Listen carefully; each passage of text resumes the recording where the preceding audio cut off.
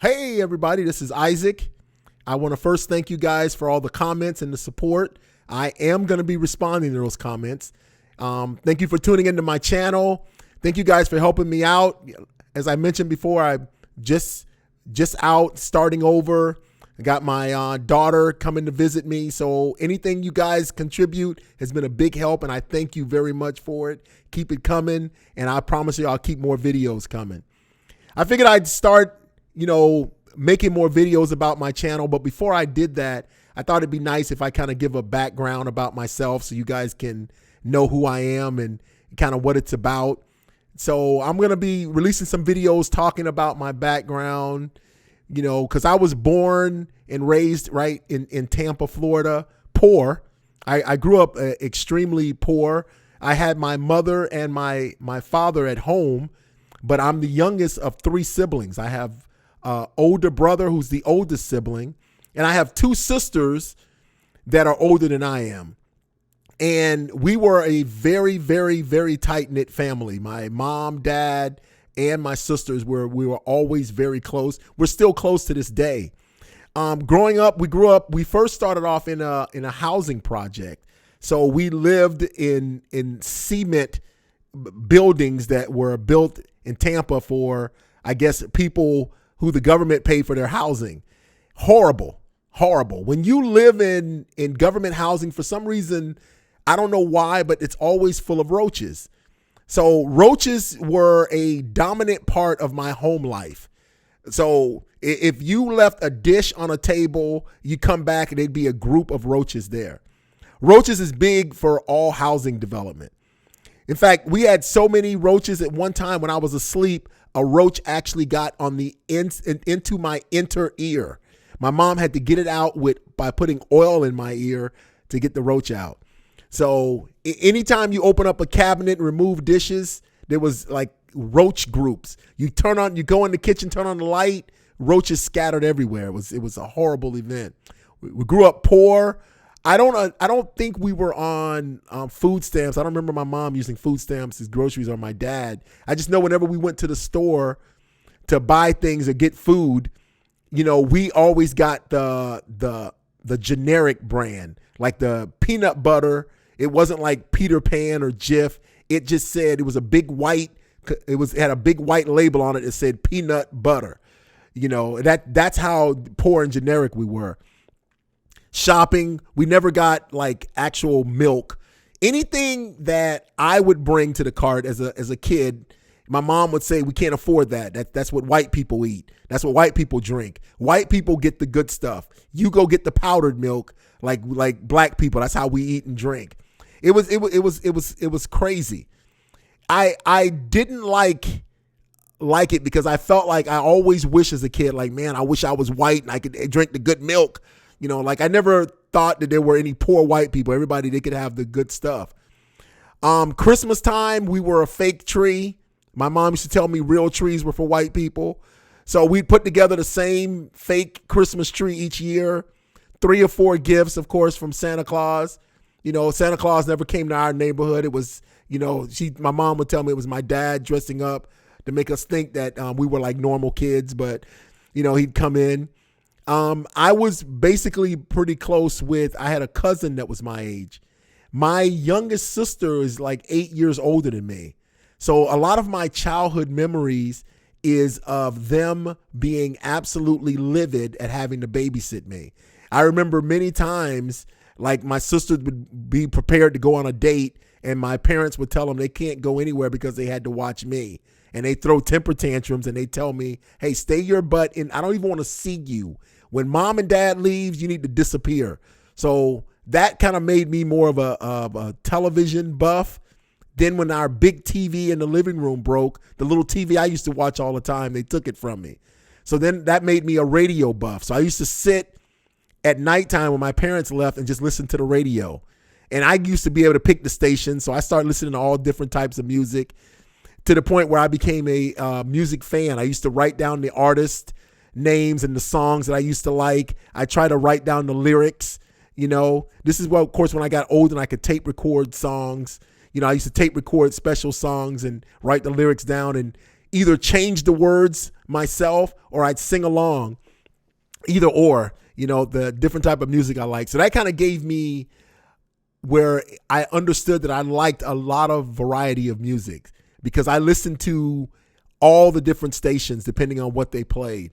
And so I liked rock and roll. I used to listen to country stations, the things that my family absolutely would never listen to. I used to be able to listen to as a kid to bring in myself. So I listened to country, R&B, rock, all those different things. In school, I was always the class clown. I always made different jokes. When I wanted to make everybody laugh, teacher would ask me a question. I'd always try to make a joke about it. Like I remember one of my classic school lines that a friend of mine that saw me after graduating told me, I always remember you said this. Teacher asked me to use, in math class, asked me to use ratio in a sentence. He said, Isaac, use ratio in a sentence. And I said, I'll ratio mama to the top of that hill. That was a classic line that he told me he never forgot that I said. So I was always the clown of the class, making jokes up. When I got into high school, I think in junior high is when we moved out of the government housing. We call them projects. What happened was a very close high school friend of my mom's, her mother passed away and left her the house. She lived in another state, and she asked my mom and dad if they would live in the house, help take care of the house, and paid a very low price for rent. So they agreed. So we moved from the projects to a 4-bedroom house that they had. We got away from the roaches, which was a nice thing. Of course, at the house, because it was a house kind of like located out in the wilderness, we went from roaches to rats. I think I preferred the roaches. Rats eat through garbage bags. And when you pull a garbage can out, they go running and scatter everywhere. We used to leave mouse traps out and hear them going off in the middle of the night. And of course, as the boy, I used to have to take them off of the traps. Living in a house I thought was a dream, but it really became a nightmare because we used to have squirrels up in the attic. One time we had a raccoon trapped in our backyard that literally tried to kill my dad as he tried to get rid of it with a broom handle. I did not know raccoons had tempers like that. I guess if you had 2 black eyes, I'd be pretty pissed off too, but jeez. So going into high school, I was living in the part of Tampa called West Tampa. So I ended up going to Robinson High School because of the busing. In high school is where I kind of expanded or had an opportunity to show off some of my talents, not just for football, because I did play football, junior varsity and varsity. I was a tight end, but that wasn't where I always thought the better things of my high school happened. It happened when I got into drama class or I got into speech class where we gave speeches, where I actually went up to Tallahassee, Florida to be part of student Congress, where we actually went into the Capitol and we sat in the Congress. So I was a congressman representing the Tampa area, which is something you had to win. So they would have on the weekend, the speech contest would look for 3 representatives for the Tampa Bay area. So that meant that we competed with all of the high schools in the area on giving debates. We had Lincoln Douglas debates, and the top debater got to represent Tampa in Tallahassee in the speech contest. And I won all 3 of my high school years, and I went all 3 times. Nice, very nice overnight trips with me being the only black person. Of course, I never quite understood that, but because I guess that black people aren't good debaters. I figured, we started losing and we'd fight. So that was always my favorite. Those trips to Tallahassee were fantastic. To go up to the state capitol, to actually meet some of the lawmakers and talk to them about their campaigns.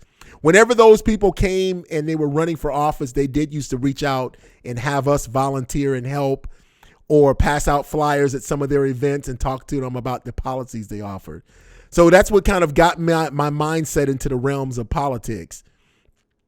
So Also, I was in drama class where I participated in one of the major productions each year. One of them was a musical called A Funny Thing Happened to Me on the Way to the Forum. I, of course, played, I think his name was, I'm not going to remember the character's name. He was the character in that play that ran the whorehouse that was next to the main character's castle. This was set up back in Rome, and it was about a Roman leader that was going. Well, the forum, of course, is an orgy, and it was about one of the town mayor on his way to an orgy. This weird thing that happened. He got sidetracked by the guy that ran the whorehouse, introduced him to a girl that kind of like took away some information that he had that he was trying to go present to the to the Roman Catholic. But I played the person that actually had the women. It was fun. That was one of the plays. Another one of the plays we did was Grease, which I really didn't have a major part in that. Just like the regular movie, there was no black people. I was just one of the background dancers in the ice cream shop, singing and dancing. And the last play we did was Macbeth, which I was also one of the what you call the background characters. But it was a major production. I got more speaking lines in some of the minor plays that we did during the year, but in the major school productions, when my parents actually came, well, they came to all of them, but when they came for the major production, I had small parts except for A Funny Thing Happened on the Way to the Forum, which was my junior high year. So graduated high school, normal, regular grades, got accepted into the University of Texas after looking in the different colleges. I had normal girlfriends. I had a girlfriend dated this girl named Annette Donaldson for about 2 years. This girl named Cheryl Peterson, who I met while I was working at McDonald's. Going to high school, I worked part-time in the evening, especially over the summer at McDonald's. I was a whiz at the drive-thru. I remember when, I worked at McDonald's before they invented the drive-thru. I remember when the drive-thru came and we thought it was weird, and they adjusted and tore down part of the building to actually build a drive-thru. I remember that Wendy's was the first place to have a drive-thru and McDonald's got it. Working at the McDonald's, I guess, I just thought of a tale that happened because the McDonald's I worked at did get robbed. I forgot all about that. So we were part of a major robbery. I forgot about that, which is weird.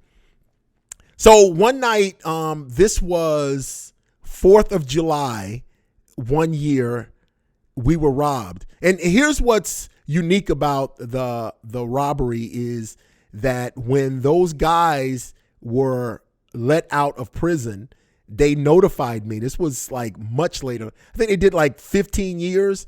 They notified me as one of the victims. So on a 4th of July weekend, the McDonald's I worked at closed at 3 a.m. The drive-thru closed at 3. The inside area closed at 12. So at 12 o'clock, they would lock the doors. We make sure nobody was there.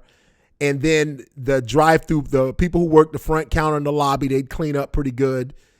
We had a little maintenance guy that would come in and do thorough cleaning. And the drive-thru stayed open. So it was always a person working either in the drive-thru window and one person cooking and a manager. So it was always just 3 of us from 12 to 3. So this one night, this woman who I was working with, her name was Juanita. She was pregnant. I'll never forget that. And my good friend Patricia was working the drive-thru. It wasn't Cheryl, my girlfriend.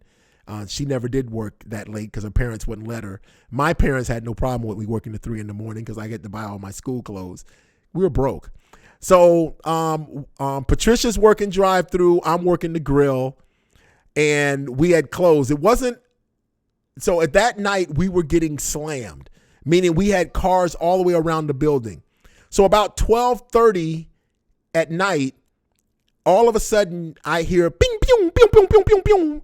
The sound of what I would imagine like Ricochet Rabbit. Sounds like ricocheting going on. Now I'm in the back behind the counter, behind the little bin where they used to slide the burgers.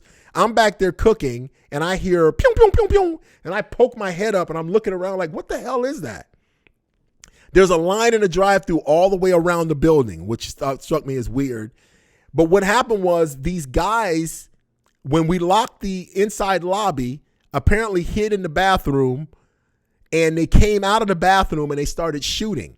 So they were just randomly shooting bullets that were ricocheting around my head as I'm standing there like, what the heck's going on?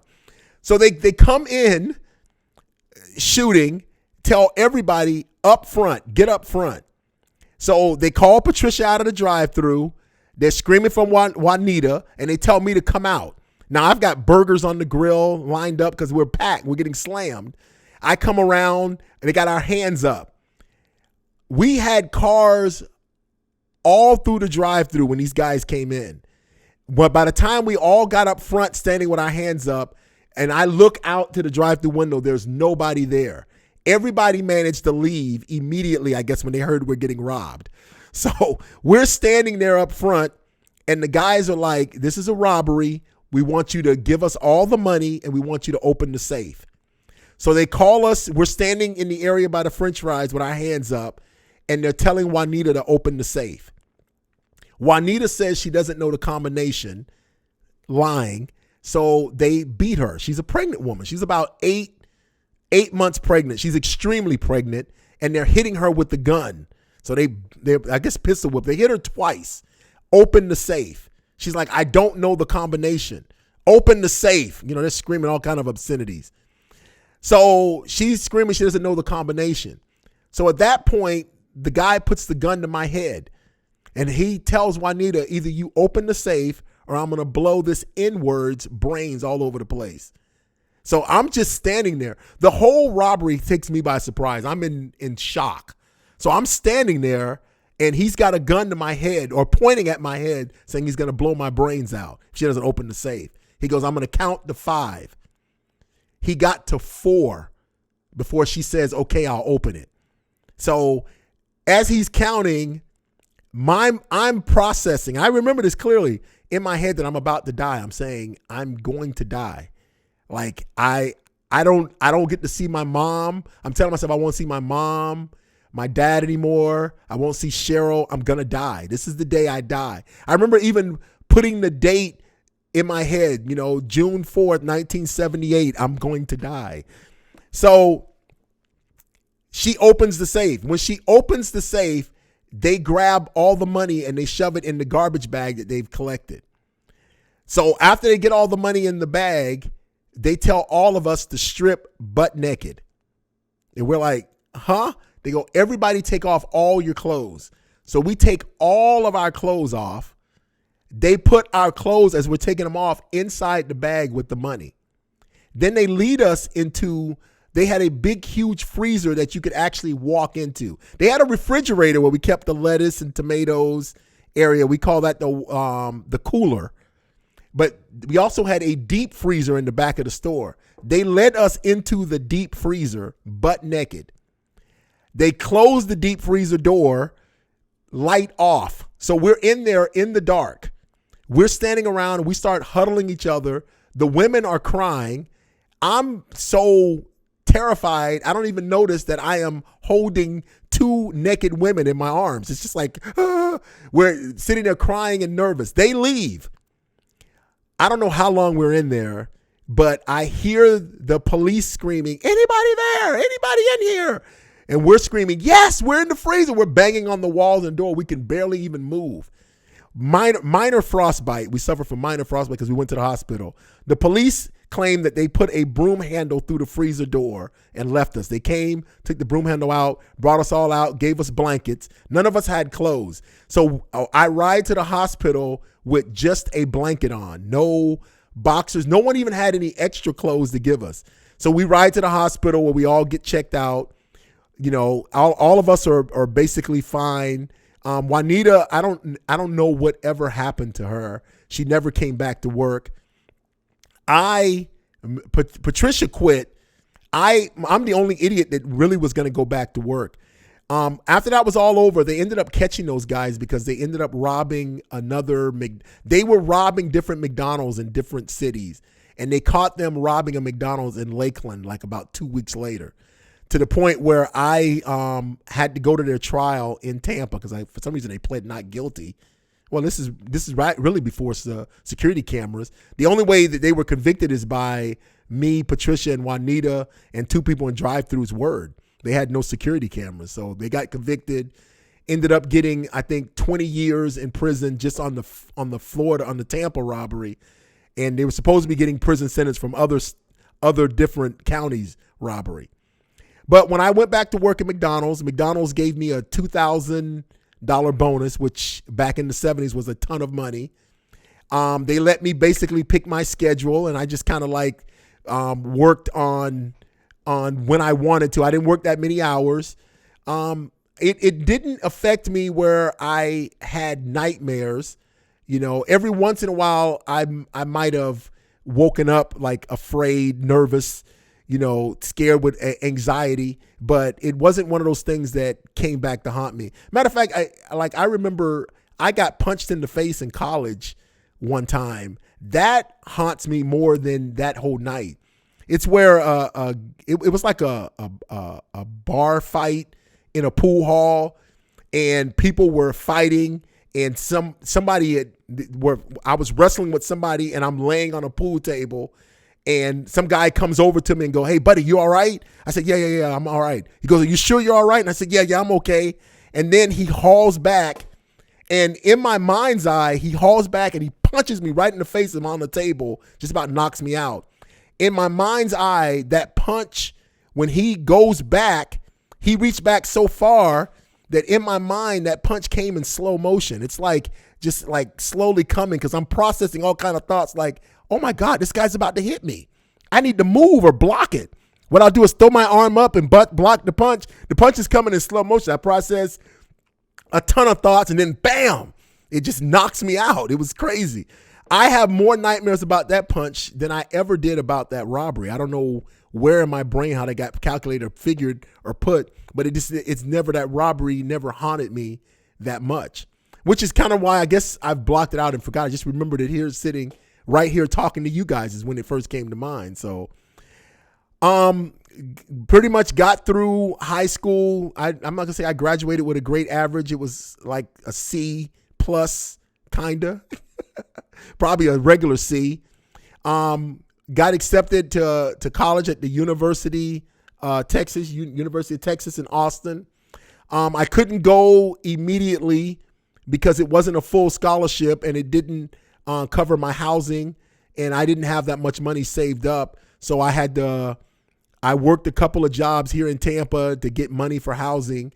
Instead of going at the beginning of the school year in August, I ended up going in January and starting in the middle of the year to get housing and set up so that I could be there. I couldn't even live in Austin where the school was. I actually had to live in San Antonio where apartments were super cheap. I had a no-bidder. I had a efficiency that only cost me $260 per month. So, and it was on the I-35 heading to Austin, so I could just jump on the highway, drive about 50 minutes, and I'd be on the campus of school. So that's how I started school my first semester when I did go to University of Texas. Up until that point, being in trouble most of my life, that all started in my late 30s. When I was a teenager, I was one of those ones that worked multiple jobs. During the summer, I used to work 2 jobs. If I wasn't doing, McDonald's was definitely one of them, but I might do a paper route, or I'd take a job in the daytime calling people about the newspaper, or I found out that phone soliciting or customer service work was something I enjoyed. So I would work various jobs doing customer service. But always, if I wanted more money, my way to get more, and I always needed more money. I like I said, I was basically broke, grew up poor. My family could offer me very limited support. In fact, my parents never even bought me a car. I bought all of my own vehicles.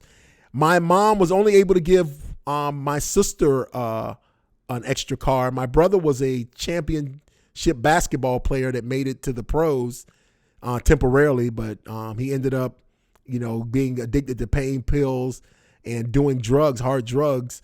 So he started doing basketball overseas, but he helped me out with a little money every once in a while. My dad helped me out every once in a while, but mostly we were poor, so I was on my own. So each vehicle I had to buy myself. Matter of fact, when I drove to live in Austin, I loaded up a Mustang that was like an 8-year-old Mustang where you could actually see the road inside the car as I'm driving. It was a 5-speed. I'd put it in 5th gear and I could see the ground as I'm moving. It was horrible. That, or the only time I ever financed a car, it was a Ford Escort, the one that had the aluminum head gasket, and it always warped anytime the car overheated. It was horrible. Like my experience with cars and money had been tough all through my life living in Tampa, growing up as an adolescent and getting into adulthood. So if I thought I needed more money, the answer to that was always another job. I remember going to sleep some nights broke, telling myself I wish I didn't have to sleep so I could work a job overnight so that I could always have enough money. It was always just enough to take care of what I needed. It was never anything extra. If I went out or went to dinner or did anything, that was always in sacrifice of a bill that needed to be paid. That's how it was for me all the way up going into college. So at college, even with a scholarship, the scholarship didn't cover enough. I had to work after school. I had to go to practice and still had to work until 1 or 2 in the morning. Sleep was only 3 or 4 hours a night trying to maintain. This continued in college up until I met my first wife, who was also broke. Her name was Jacqueline Davis. She came from a poor family as well. Beautiful, beautiful woman, Jacqueline. She was half black and half Mexican. Gorgeous, long. She had olive complected skin, long black hair. She kind of spoke Spanish fluently. So once I got to Texas, when I first arrived there, I was working for Burger King, and I found out about a job in San Antonio for a company called West Telemarketing. West Telemarketing was relocating to San Antonio where there was cheap labor because housing was cheap there, out of Omaha, Nebraska.